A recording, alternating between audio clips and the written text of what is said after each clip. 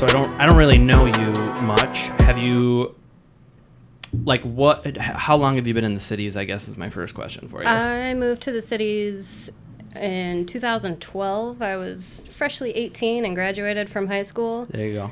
And I signed up for Le Cordon Bleu, which was a big mistake. Yeah, I've talked about it on the show.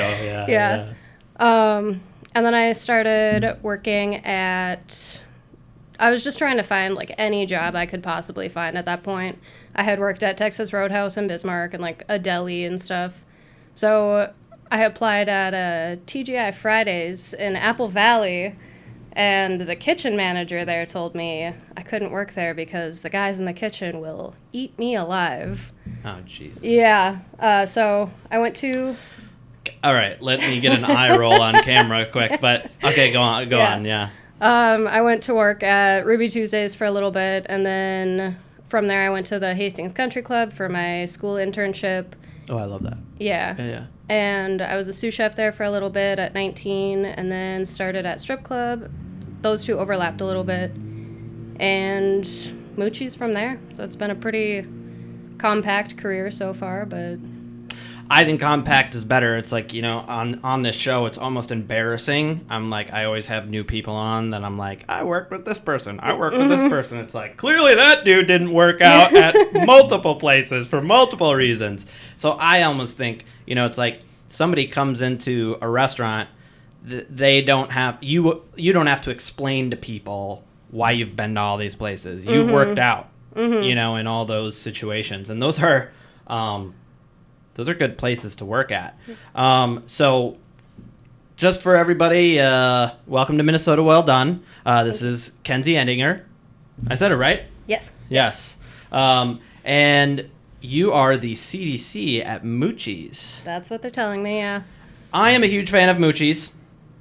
I think I've said it on the show, but if I haven't said it on the show, I'm like a super fan of Moochies. If you've ever been working and you've seen a guy go, no, this food is phenomenal, and like go back to the line and like yell at the chefs, that's me, because you know, I've been in this business a long time, and one of the things that I really appreciate about cooking is when people enjoy my food, right? And I just want to show you guys that, because I don't think that Moochies is set up in a way that you're ever going to be getting these like fancy awards necessarily. I mean, you might have won awards. What do I know? But it's like, it's set up so that, you know, there's no reservations. It's an easygoing environment, and then the food just lights. I mean, it really does. It lights up your life, and you're like, no, these people know what they're doing, and they need to know that I know that they know what they're doing. You know, I get so excited about it. So, but yeah, I mean, so Moochies is a great place to work, and then the strip club is like legendary, you know? Yeah. So, yeah, I think those are two great places to work. And so I did a little bit of creeping on your Instagram, and are most of the dishes on your Instagram from Moochies? Or is a lot of it? Yeah, they're all stuff that I've made at Moochies. Okay, can I plug your Instagram on? Yeah. So, what can you tell me what your Instagram tag is? Oh God, I think it's Just Kenzie 119. Kenzie 119. It might be Kenzie Edinger. If you want to see, you know, how pictures should be taken of food, that is how, because there's two kinds of things about it, that you take the picture of the food, but it's not like overly enhanced. You know what I mean? Like, I've had chefs, and I've kind of been a part of this too, where you get the light box, and like you know, make sure that the lighting's important. Maybe put a filter on there to like brighten the salmon up if it's not, you know, because it's like people have gotten to a certain point where they expect that kind of stuff, but you manage to capture the beauty of the food without, like, I don't know, it just looks like it would look in person. You capture it really well. And all I use is a black linen napkin. Yeah. And a window. It's beautiful. Thank you. Yeah, it's beautiful. So check out that Instagram if you want to know what Moochies is all about.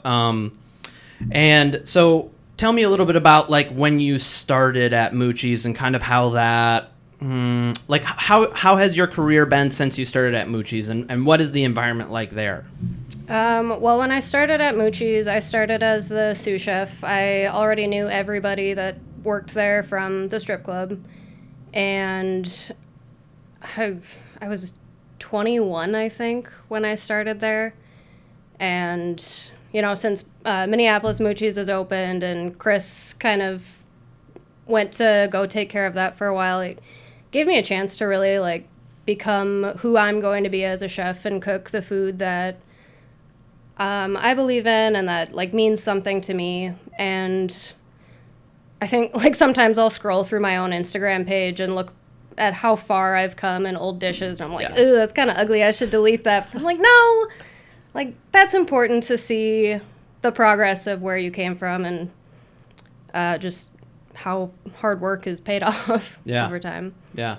I agree with that. I have the same problems. I mean, I look at stuff from, like, even, like, if we go all the way back, because I was one of those, I was the same. Like, when I was 19, I was the Sue at the Copper Hen, right? And I thought that I had, like, the spark, right? So I'm taking, like, pictures of a bobette steak with, like, I don't know, like, squash noodles or something, and I had, like, bunched it up real nice, and I'm like, yeah, it's, like, got the rule of thirds, we're all good to go, and now I look at it, I'm like, oh, man, dude, you need it. Yeah, but I like what you said about the progression, because it's important. That is truly, that's what this is all about. In this show, I've kind of been able to touch on how cooking is, applicable, or it has parallels to all parts of your life, right? And I think that progression, just like in life, the way that you cook, it progresses as you learn new perspectives, you learn new techniques, you learn new cultures. I can say that I've learned about a culture, and it just has kind of seeped into my cooking. I was never, like, consciously like, we're going Mexican today, but it's like, having certain friends and eating at their homes and then trying to incorporate flavors that I just know of has changed my dishes. And then, as you refine that, it just gets better and better and better and better. So, can we talk a little bit about the environment of Moochies for a second? Yeah. Okay, so I feel like it's purposeful, correct? Yeah. So it's not, like, I felt like the strip club was, kind of like this. You would peel back this curtain, and it was very nice inside, and you had this. Moochies is like, you can come here and you can get good food, and you're not going to be, you don't have to have a collared shirt. You don't have to, like, there's not going to be white linen on the tables. You got the plastic candles, which I like, I think it's a nice touch. Tell me a little bit about that. I mean, do you feel that? Do you feel that? Do you connect with that? Absolutely. Our staples, like the spaghetti sauce, the lasagna, a couple other specials we've done are Niver's mother's recipes, and she's, like, come into our kitchen and taught us how to make things before. So it's super family oriented from day one, and we've tried to, keep that as much as possible. We call it grandma style. It's like, we don't use tweezers in our kitchen. We don't serve foam. It's simple food that you would find at grandma's house, and it's meant to be comforting, and you want to just keel over and die a little bit when you leave, but in a good way. Yeah. No, I connect with that on a super big level, because I worked at D-Spot for years. I learned from Darren. I mean, he was my first mentor. I just had him on the show. People are going to be like, oh my God, get over it. We've heard it.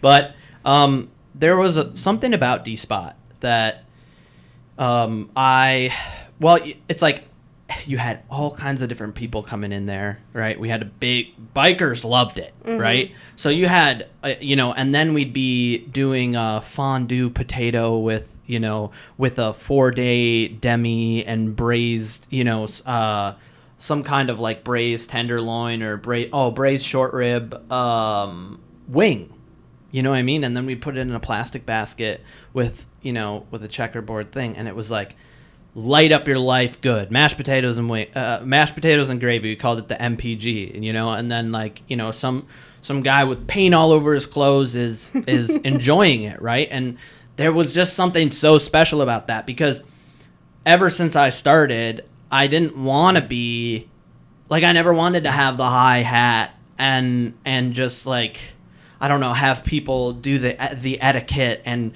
eat my food a certain way. I wanted people to eat, because I come from the East Side. This is where, we pick our stuff up with the tortillas, right? I had a buddy from Senegal where we'd all eat together, and we'd eat with our hands, right? My mom gets pissed when I tell this story, because I eat with my hands, around her, and I just use it as an excuse, right? But there's something to that, right? Like, everybody eats, and you don't have to be a special kind of person to come and eat here. And another thing about Moochies is it's affordable, right? And that's kind of the secret to a lot of the greatest food, is that it is really actually cheap, right? Like, Italian food, Spanish food, most of Latin American food is kind of, it's been found through struggle, you know what I mean? And so I just think that's something that Moochies does fantastically. Now, you went to school. Would you consider yourself classically French trained then? I'm Le Cordon Bleu trained. I would have to say no. Yeah, okay. I mean, they show you the French techniques, but you fly through these huge books within 6 weeks with a class of 30 people. Like, yeah, the ability to retain that is none. Yeah, slim to none. To none. Okay, so that's interesting to hear. So now, when I tell people, like when I'm looking for a job, I lay it down on the resume of, kind of different cultures, both techniques and ingredients that I'm used to, right? So, like, I am Greek, but I've worked at, I was working at Terzo for a while, so at Broder's for a year. I do have Italian background. I have, New American Classic, whatever that is. I'm not going to go, I promise I'm not going to go through the whole thing. But, now it's like I have all these cultures kind of, and it shows, right? What cultures do you really hold on to in your cooking? Like, what shows in your cooking, right? Moochies is obviously Italian, but do you think that is most of what you cook?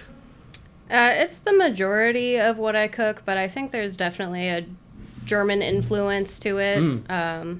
I grew up in Bismarck, North Dakota, with a lot of German Norwegian food, and there isn't a good Thai restaurant on every corner there like there is here. So I wasn't really introduced to a lot of different cultures until I moved here. So I'm still figuring out what direction I want to take that in. I don't want to just cook Italian food forever. Yeah. But right now, it's good. Well, you do it well. Thank you. You definitely do it well. Let's take a quick break, and we'll come right back, okay? Sure.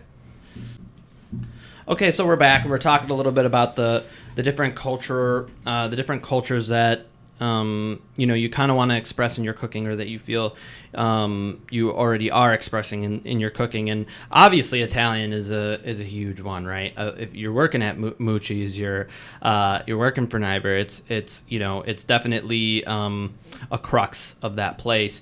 Can you talk about a little bit like you said there were recipes from his mother, right? Is it supposed to be like in your home Italian food? Like, what are you guys trying to do?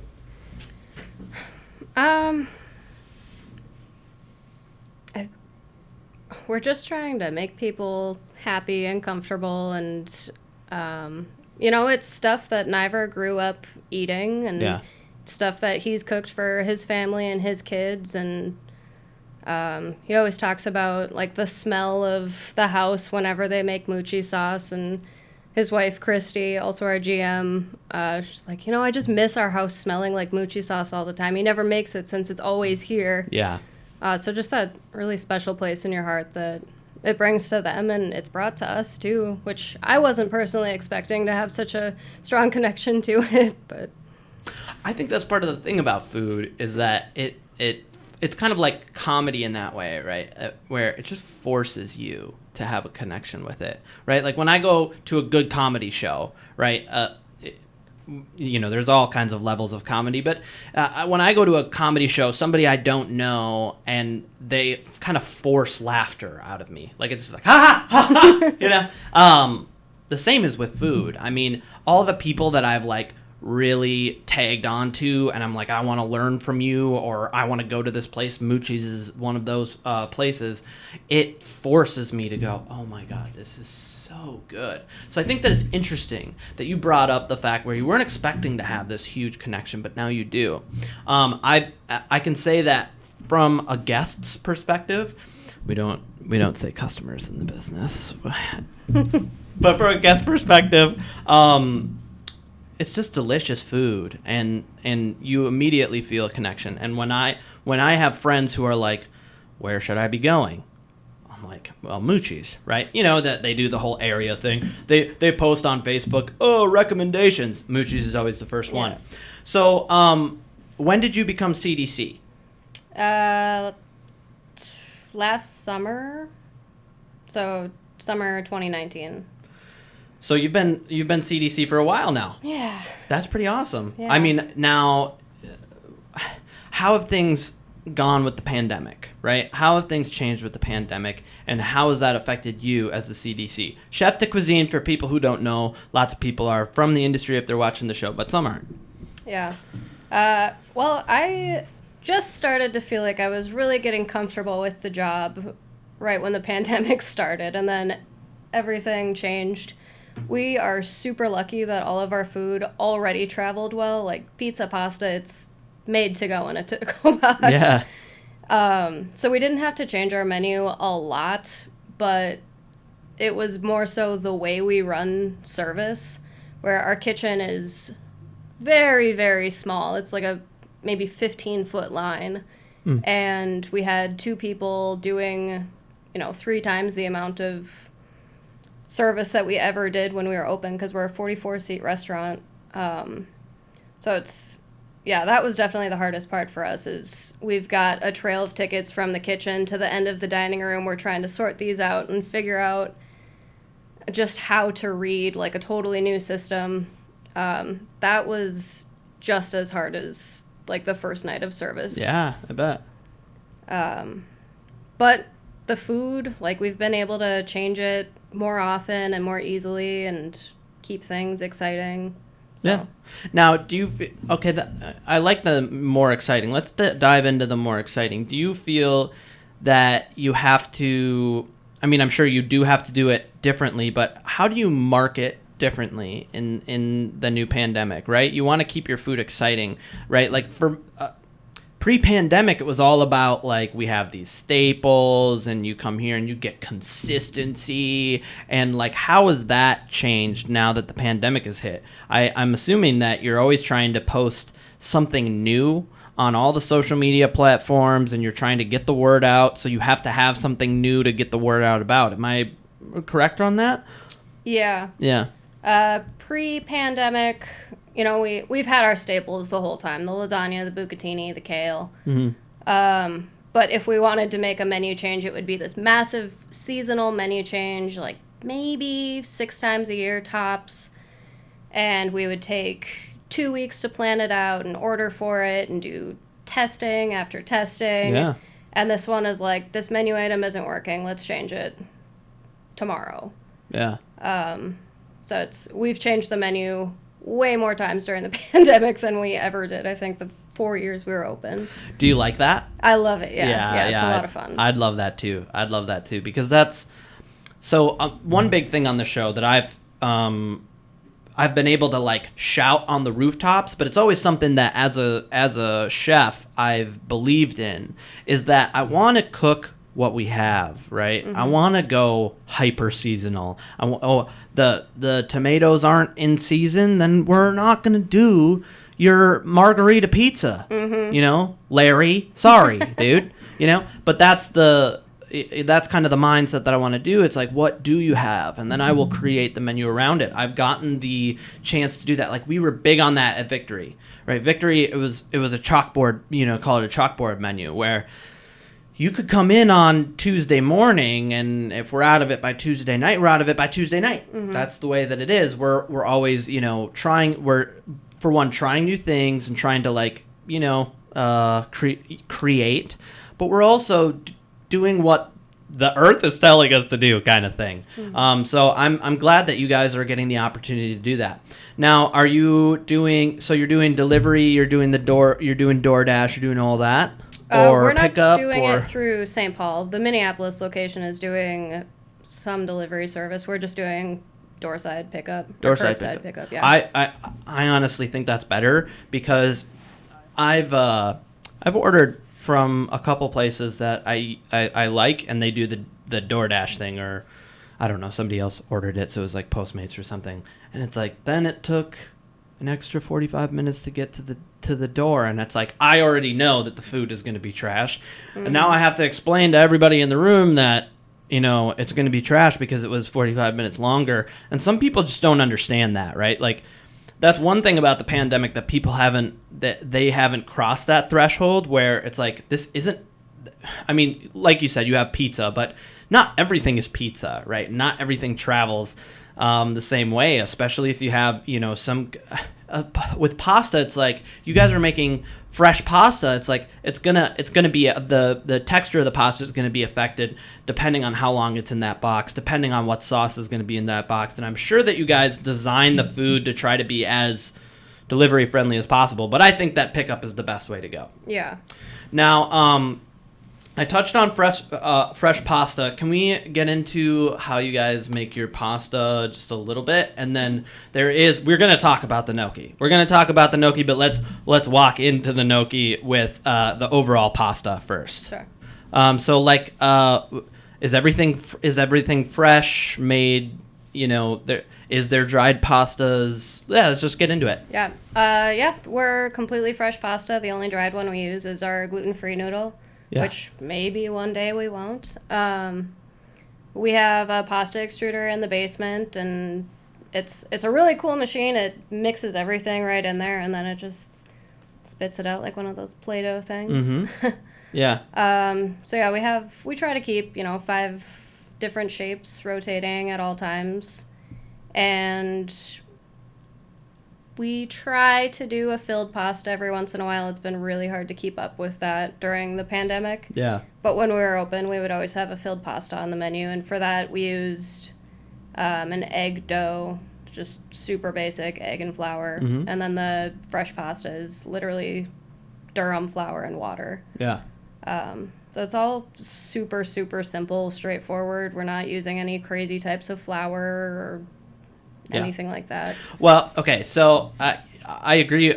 Simple is good, though, mm-hmm. right? Like, I was talking, and simple is difficult. I talked to Darren a couple episodes ago, and we named the episode A Perfect Circle, because he goes into it, and he's, I don't know if you've ever met him, but he's very animated, okay? So, he's like, have you ever tried to draw a perfect circle? Have you ever tried to draw a perfect circle? And I was like, oh, I can't draw a perfect circle. But when somebody does draw a perfect circle, it is something to the eye, right? It's why I, kind of get into, photography probably more than most people's paintings and stuff like that, just because it's like that curvature is simple but beautiful. Now with pasta, I had a full episode with Seth where we talked about pasta, and we talked about how it is simple, but you have to be very, very careful, mm-hmm. right? How, like when people would do,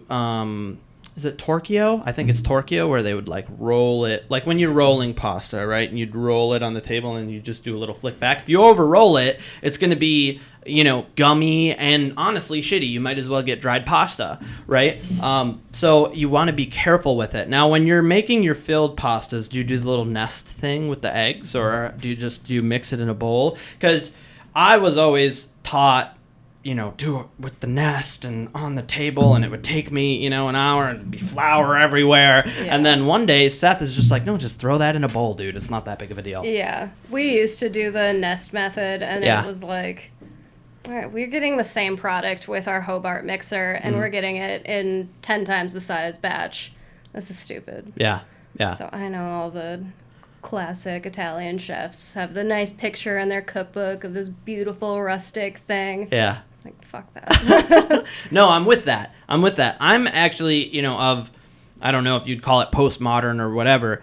I want what works, right? I want what gets good food. And sometimes there is real honest truth to classical methods, right? Like what we were saying with the rolling of certain pastas, right? And like even the difference between using an extruder for certain pastas and hand rolling it for certain pastas.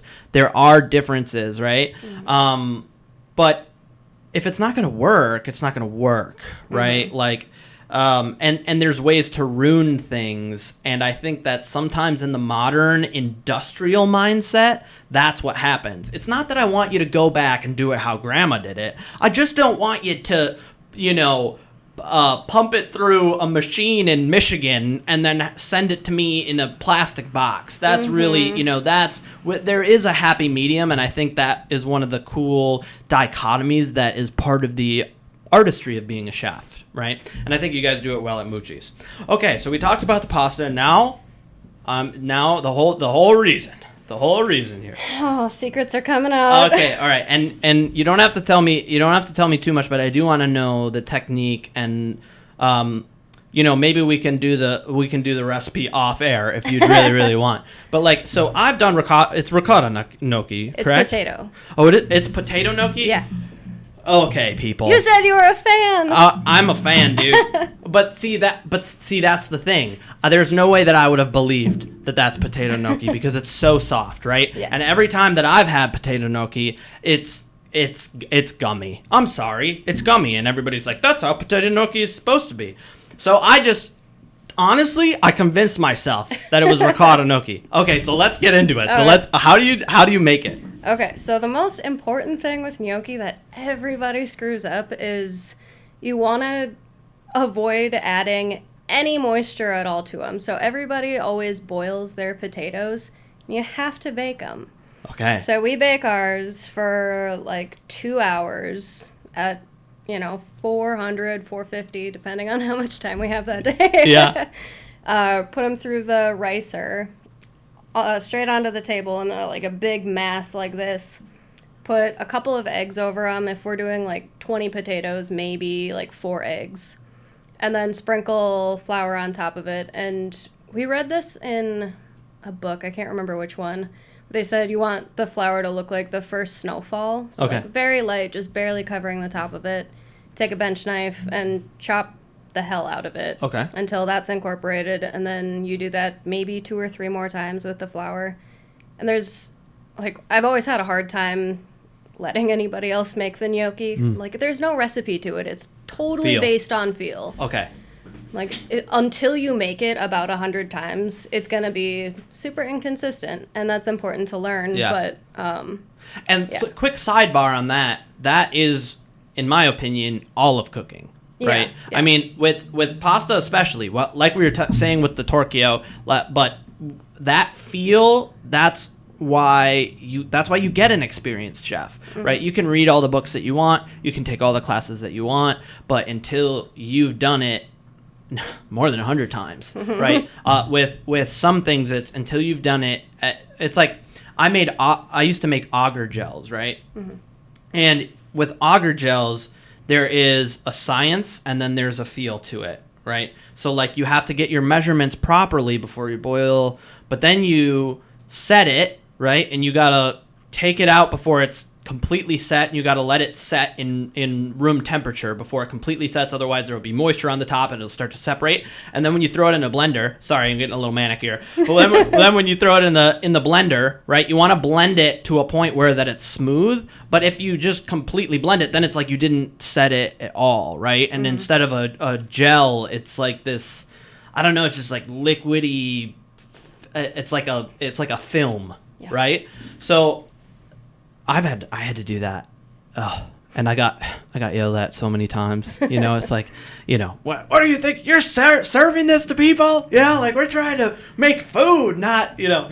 But okay, so that's a little sidebar. That is why, you know, things cost money, right? It's like, it's not, and that's why when grandma's making it, it's better because she's done it thousands and thousands of times, right? Like my yaya's pasticcio is just simply better than mine because the way that she makes that, you know, do you know pasticcio? No, I don't. Okay, so pasticcio is like kind of like a Greek lasagna, right? Where you have like kind of like a rigatoni noodle on the bottom, and that's your it sets as a pasta, and then you make a heavily spiced ground beef tomato sauce, and then you put that on top of the on top of the pasta, and then you make an egg set bechamel, right?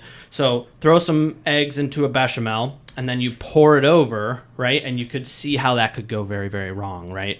Like there's a lot of binding properties to it. You can make it too thick, so it's almost like this bread on top. But like if you do it right, it's like this perfectly set, just creamy bechamel that you cook into, and it's like spiced with like nutmeg and cinnamon, and so it's like, oh, it's so good. It's so good. I can't hear the mic doesn't pick up my stomach rumbling. It sounds so good. Yeah. Okay. So if you want to have good pasticcio, go to It's Greek to Me over in it's technically South Minneapolis. It's on the corner of Lake and Lindale. Yeah. They make really good pasticcio. It's like kind of. I worked there for a while, but they have Elke behind the line. He's like 70 years old. He'll kick it out. Okay, awesome. So back to gnocchi. All right, Okay. You're trying to distract me from Here the we go. secrets. Okay, all right. So you chop it up with the bench knife, and it's very to feel, right? Now, so you're saying you don't want to add moisture to your gnocchi, right? Okay, just keep going. Keep All going. right. Tell me the process. I'm sorry. All right. Yeah, after you add a couple of rounds of flour, you like very gently knead it together, and you don't want to do that a lot because that'll also make it gummy. Yeah. Like you don't want to produce gluten in there. Yeah. And then you just roll it out and chop it into little pieces and blanch it. So you do blanch it. We blanch the dough after it's made. Okay. Just to pre-cook it. We tried it a couple different ways, and it oxidizes super fast, and if you don't blanch it while it's still warm. Also, you want to do all of this while it's still hot. It's a bad. So bad mess. okay, so you blanch it and then you store it, and then you just to order you sear it. Yep, and brown Right. butter. It's a super simple thing, and I don't know if you were expecting more secrets from it, but it's really just don't add moisture. I wasn't. I wasn't expecting, but the don't add moisture is a really important part, right? The not boiling of the potatoes is an important part, but also like you got to understand, like I've been trying to figure it out, right? and I have, Seth has a ricotta gnocchi recipe that he just boils and he doesn't sear it, right? And it's, you can just boil it to order, and you can have just like a roll, and you can honestly, like, you can just cut it, right? You can cut your dough because it's so soft, right? There's none of the starches of the potato that are holding it together and kind of adding that extra possible gumminess, right? Because it's not, the gumminess isn't only from the gluten. And then he just boils it, right? And it's the closest to what you guys have. But then when I found out that you had, which was minutes ago, that it was potato.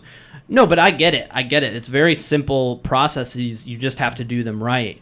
But also, like, with the boiling and then searing, I was like, well, can they sear it without boiling it and still cook the egg inside? Which I'm pretty sure that you could do, but it doesn't sound like it would tighten up enough then, right? So, like, thank you for enlightening me, and I'm going to be stealing that and just not profiting off of it. So you're good. Okay. We're good. It's not on our menu right now anyway, so maybe if you want to make some money off of it, go ahead. All right, yeah, I might. Minnesota well done gnocchi. That's the only thing that I sell. Right? I'm thinking There's a market for it, believe it or not. Oh, I bet.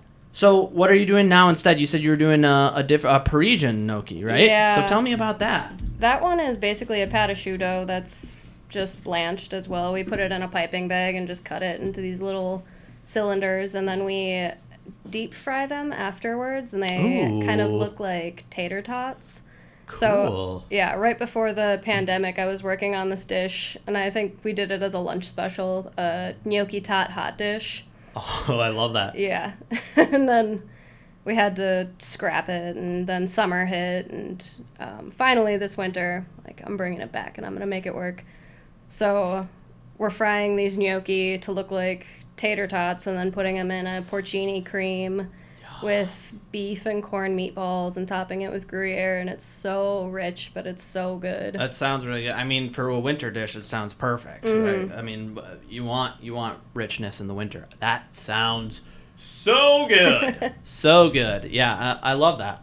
I love that. Well, thank you for enlightening me on both of the gnocchi dishes that you're doing right now. Are there any other dishes that you're really excited about right now that you've been... Yeah, I mean, I'm always excited about our rotating pastas, and yeah. I'm always excited about bucatini, always. Yeah. We've got the steak with French fries on our menu right now in demi-glace, which is like a really nice bone-in ribeye steak and a really nice demi, and then just a huge pile of French fries with a little bit of locatelli on top. It's like, that's just exactly what I want to eat all the time. I love that. Yeah. I mean, I think that's what most people want to eat. And that's kind of, you know, I saw that picture and I was wondering if it was what you were doing at the restaurant. It is very the way that Moochies does things, right? It's a hefty portion, right? It's not, you're not worrying about, it looks good. You know, please don't take offense to anything I'm saying. It's just, you're not putting gold foil on it, right? It's kind of a term I try to use on the show where it's elevated, but it's literally fries, and then it's the steak, and then the demi, and then it looks really, really good. And I think that is something that Moochies has been able to really apply. I'm glad that you're getting the opportunity to do more things like that now that the pandemic has hit. Let's take a quick break, and then we're going to go. I have a little segment called, What's on the Shelf, right? And I do a little intro for it. It's, I'm learning. And I have you bring in books and things that, either inspire you or you think have kind of like helped define your career, and, not trinkets, but tools or whatever you think is important to you. And that's kind of your opportunity to showcase it. Cool. What's on the shelf, man? What's on the shelf, man? I bet, and it speaks to your skill, though, right? Like, when you say that it's something simple, it's not... It is something simple, but you're drawing a perfect circle in front of my face right now. Like... I just got to give you kudos. I have to give you so much kudos because it's very it shows how much you love food. It shows how much you care for the people who come into your restaurant, and it shows things like discipline and just probably some inborn talent. Probably some inborn talent, but I don't know how that works. I'm not a geneticist, right? All right, so let's get back into it though, and let's talk about your shelf. Okay, so just pick things off and show them to the camera and show them, talk about them. All right. This is the Lydia's cookbook. This was given to me by Chris right before Moochies opened, and she's like the ultimate Italian grandma. Yeah. So it's just a lot of really basic, like broccoli robin sausage. Super simple recipes, but... She's amazing. I love her. I love that. Yeah, we've cooked a lot of stuff out of that book. This one is the Prune Cookbook from Gabrielle Hamilton in New York. I love this one because it is very honest, and it's like the pages are literally like her cookbook and like her kitchen tape. Yeah. Also, I think she's a badass, and I really look up to her a lot.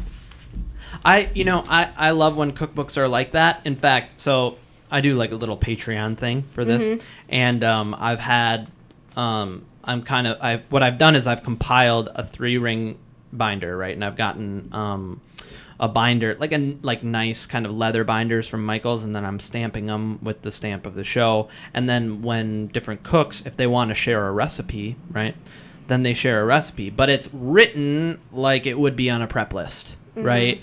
And so anybody at home can make them as if they were just somebody who walked in off the street and now has to, prepare this dish. Rebel's put something in there. I've put something in there. Seth's putting something in there. Ewan's putting something in there. But that I guess I haven't seen that. Can I look at it? Yeah, absolutely. Okay, so I haven't seen that in like a highly produced book, and like the pictures are gorgeous, right? And they really capture what I think it's like when you look at here, let's.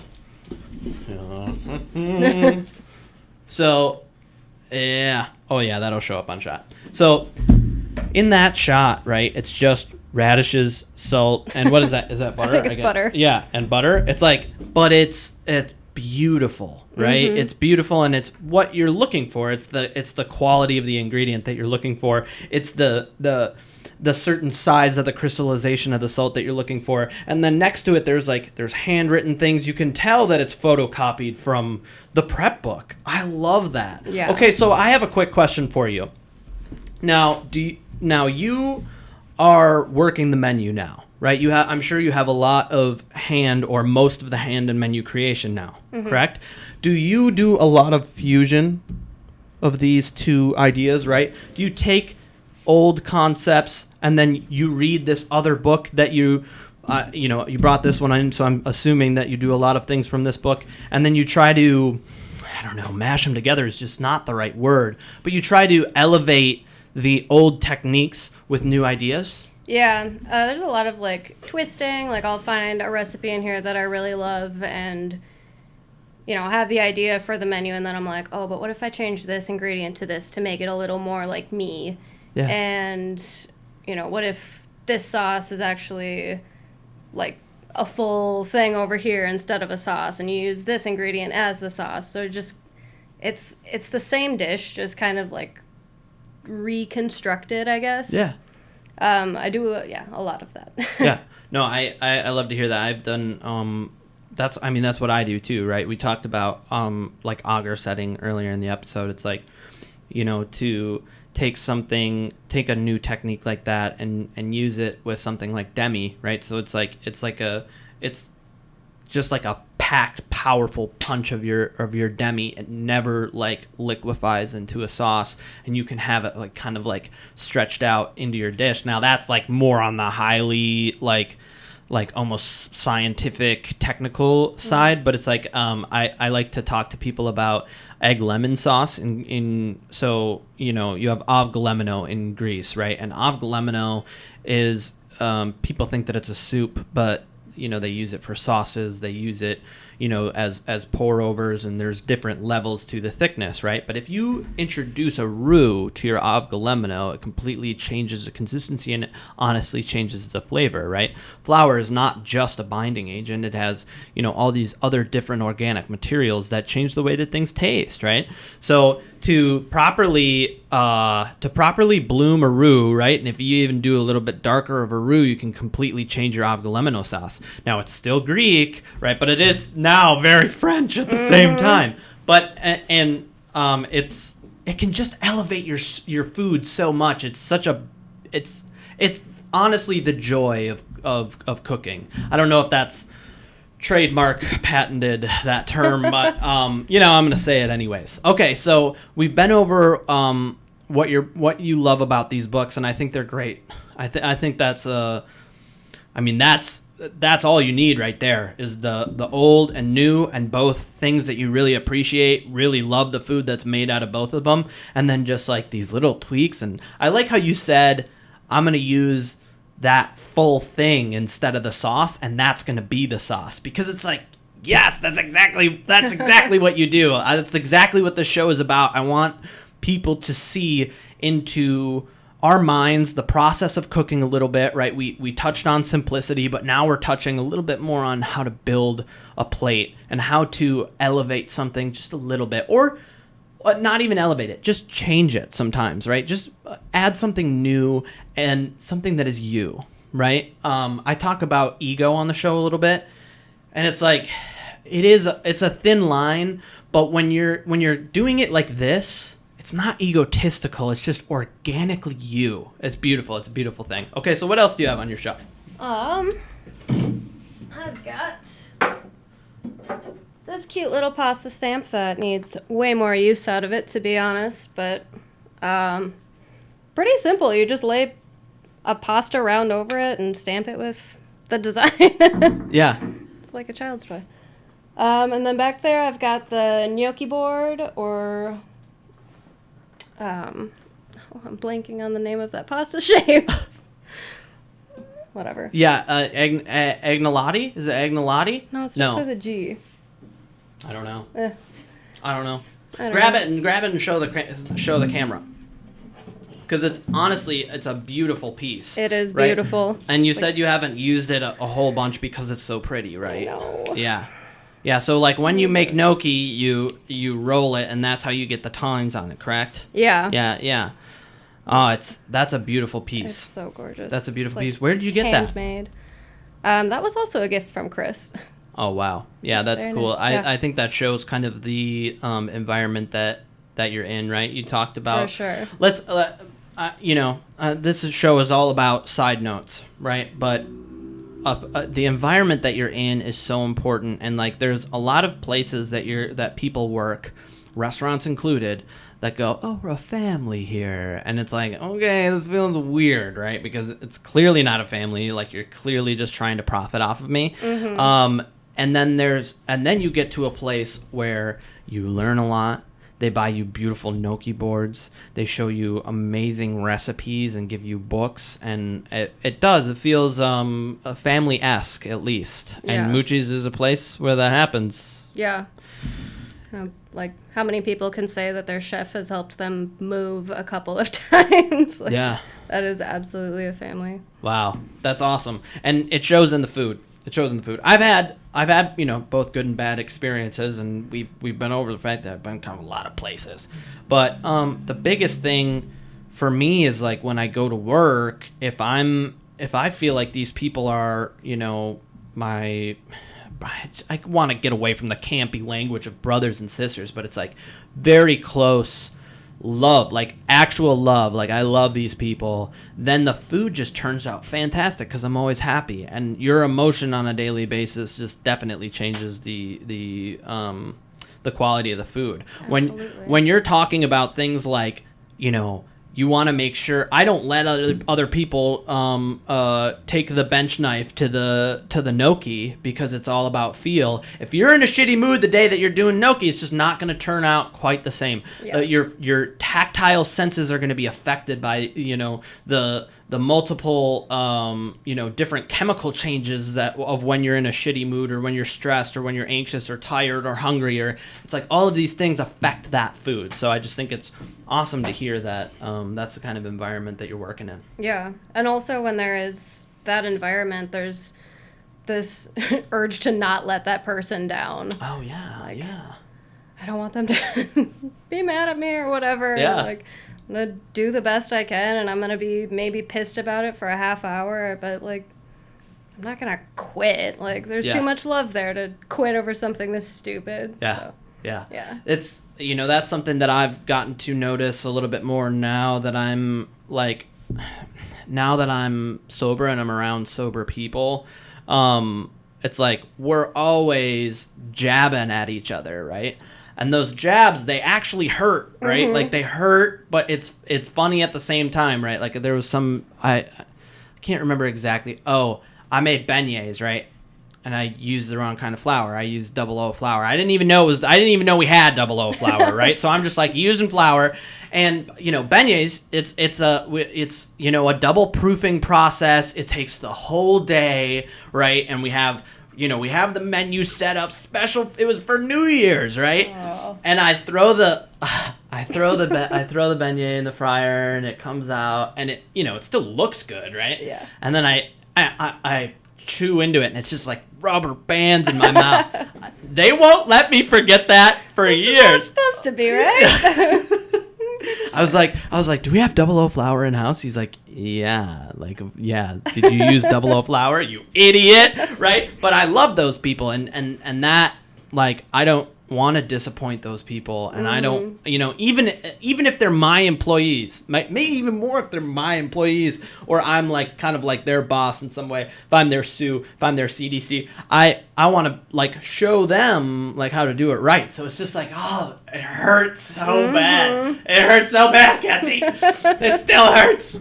But yeah, I get that, and yeah, no, I mean, quitting has never really been an option for me. I've never. Yeah.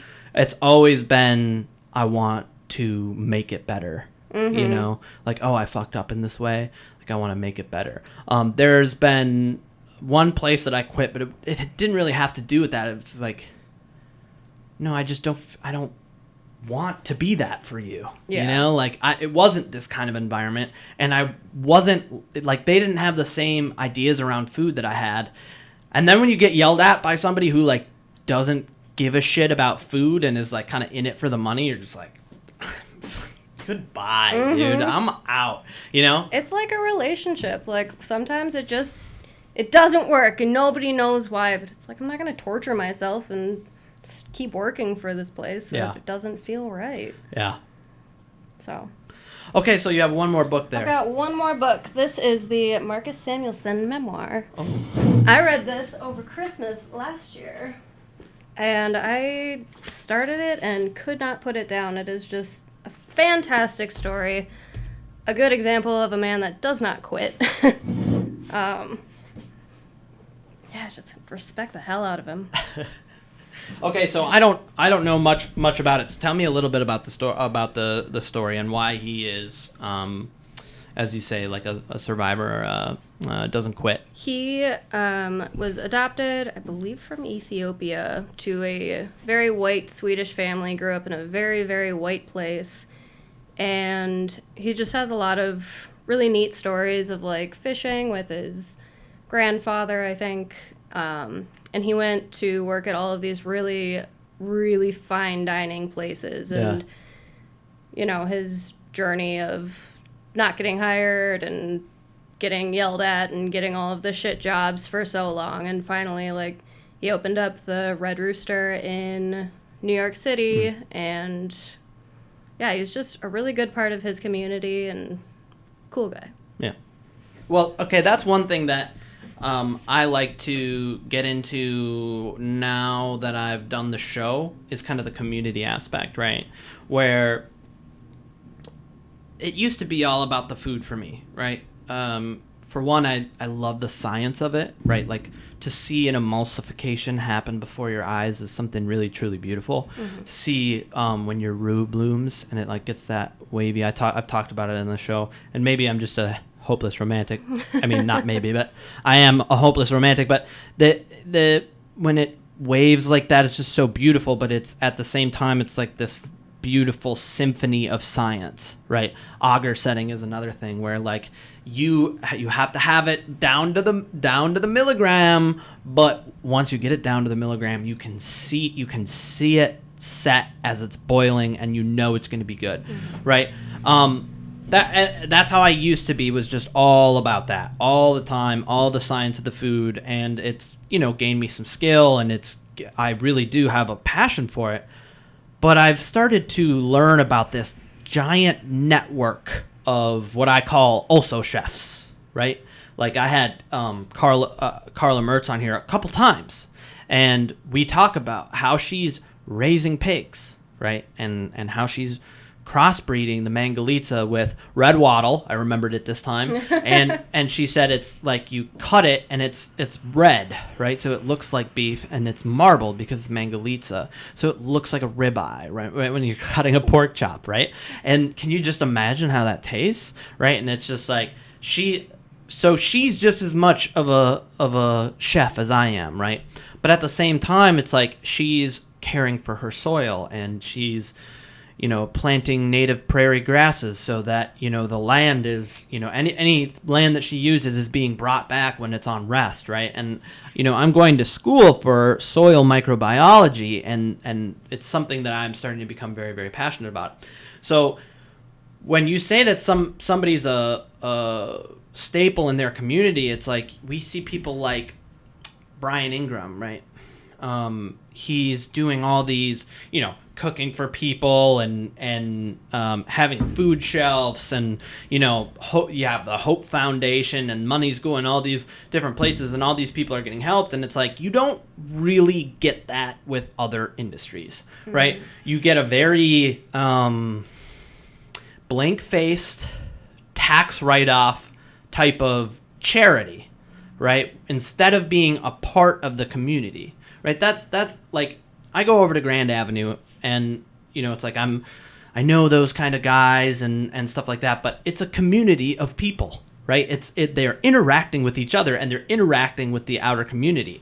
I get the same feeling when I go to Moochies, and honestly, whenever I talk to anybody about Niver, they're like, "Oh my God, he's just the nicest guy ever," and it's like, and yeah, I think it's interesting that you have a book about somebody who has been through the harsh realities of cooking, because it's not an easy job, right? No, I mean, like, days. I'm not one to go, a bend a nom, right? But I have had very negative experiences, right? I talk quickly about my drug use on the show, but that's how it was when I was coming up, right? Like here's, a cup full of Coke, this is your check for the week, right? And then you come out into this, like, but now we're doing things for the community, right? That we're changing in this way, and we're changing the industry in this way, that we're giving back to the community. Is that something that is a staple to you? I would like to make it a staple to me, yeah.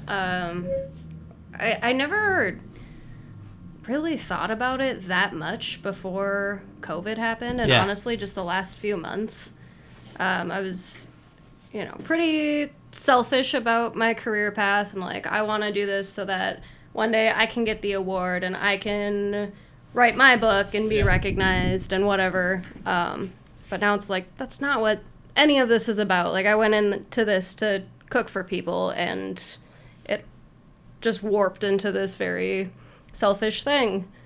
So I'm, trying to pull myself back into the do it for other people, do it for people that need it most of all, and try to be helpful. I can say that I've been there multiple times. I've actually, I've kind of gone down this path before, right? Where I was like, it's all about, the guest and what they're tasting, and I would get furious at people I was working with if they did something wrong, because it's like they're not getting the right thing, and then I all of a sudden slip back into that ego, world. It's not easy to have this kind of mindset, right? Because life is hard, right? You have to worry about yourself, right? You have to worry about your paycheck, right? And oftentimes in this business, right, I've been doing it for a decade, and I'm still getting paid barely above minimum wage, right? And I'm like, or if you're, salaried, oftentimes, if you look at the numbers, you're getting paid less than a minimum wage, right? Don't look at the numbers. Yeah, but I mean, so sometimes you have to think about yourself, and at the same time, if you want to stand out or you want your restaurant to be successful, you have to have a little bit of pizzazz and therefore a little ego, right? But again, it's a line that we walk, a dichotomy that we walk. One cool thing about COVID is that it is forcing everybody to think more in the community mindset. And when everybody thinks in that way, the industry supports that kind of thinking. So this is what I'm hoping for the future, because I try to be as positive as possible, because right now I'm broke, Kenzie. I know, me too. But here's what I'm hoping for the future, is that we start to see the industry move in a way that supports that kind of thinking more. And I think that I'm already starting to see it, right? I had I had Kate from Craft Made Aprons on here, and you know, she talks about Project Black and Blue, and not just Project Black and Blue, but similar projects that all kinds of different people are doing, that predate COVID but are now exploding because of, you know, just the necessity for them. And I see everybody in Kate's aprons, right? Yeah. And I see people post on her Facebook and go to her factory, and she eludes this love and this care for people. And then you get to see the chefs who also elude that. Like, you can see it in the pictures, right? Like, people talk kind of smack about Justin, right? Justin Sutherland, just because he's kind of a TV personality in some respects. But it's like one of the, in terms of what we're talking about in community and love, it's just like he just eludes this love for people. It's just fucking dope, right? So, yeah, that's what I want to say on the community, you know? Yeah. Yeah. And I think as far as the Justin Sutherland topic goes, like, most of that is probably due to some jealousy from a lot of people, but if you actually take a step back and look at it, like, who else is giving up all of their weekends to go to a food shelf at your restaurant? Yeah. Like, that's pretty rare. Yeah. Especially here. So I have a lot of respect for him for that. Dude, I have so much respect for Justin. I'm having him on the show in a couple weeks, and I'm gonna save the subject of him in depth for a day, you know, for him. And I want to focus, you know, as much as I can on you for your episode. I don't want to do you dirty like that, but but no, it's true. I think that jealousy is something I'm interested to ask him about, how it's affected him, right? Yeah. Because I think for me it has like just knowing that he's a star in that realm, like just the way that I look at him changes, and I'm sure that's different depending on what restaurant he's in, and, you know, do people give him credit, and I'm sure there's all kinds of stuff. But what it really comes down to, right, is when I'm around him, he is always a nice dude, like organically and genuinely, not like, you know, hey, how you doing? You know, like, oh, you need money, and even, you know, it's like, it's not like a divorced dad who comes in and, you know, tries to buy a trip to Disneyland because he hasn't been around for a while. You know, it's. What if he offers that? Oh, for sure, dude. You think I'm a fool? Disneyland all day. Take me, please. Okay, so. At the end of the show, I try to do plugs. You know, in COVID, obviously things are crazy, but people have programs or, you know, special dinners that they're doing. Do you have anything to plug? No, dinner service tonight, I guess. Yeah, dinner service tonight. So when is Moochies open? We open at 4:00 till 8, Thursday through Sunday. 4 to 8, Thursday till Sunday. I can't remember the address off the top of my head. I will put it in the show notes, and I'll put it on the video. But yeah, everybody, I hope that you enjoyed Kenzie as much as I did. Kenzie and Edinger, everybody, of Moochies. Thank you. Thank you for having me. Yeah, no problem.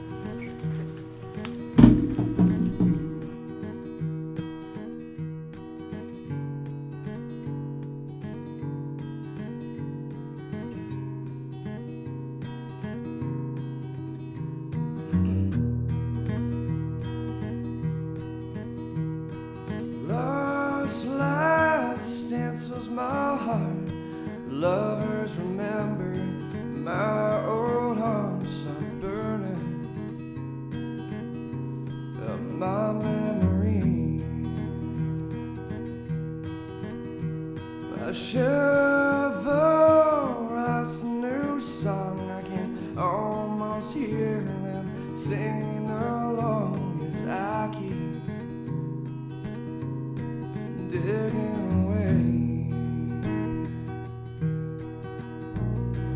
Her love rubbed me raw, methamphetamine, alcohol, if only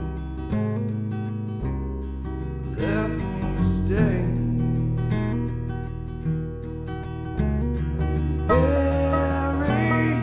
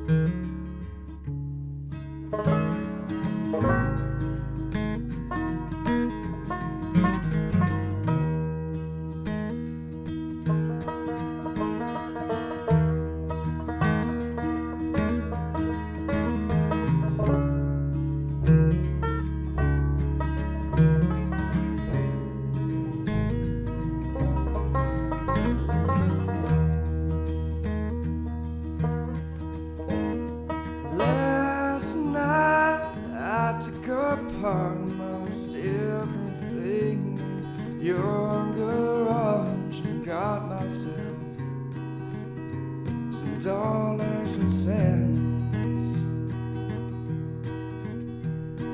Taking off to St. Paul, and I will surely spend it all on Hope Street, the last house on the block.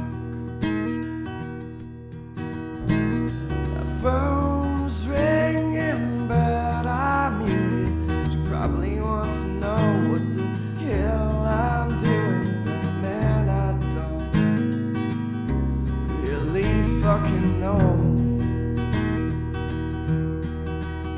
Just sitting here high as hell with some nothing, sickest man I think I have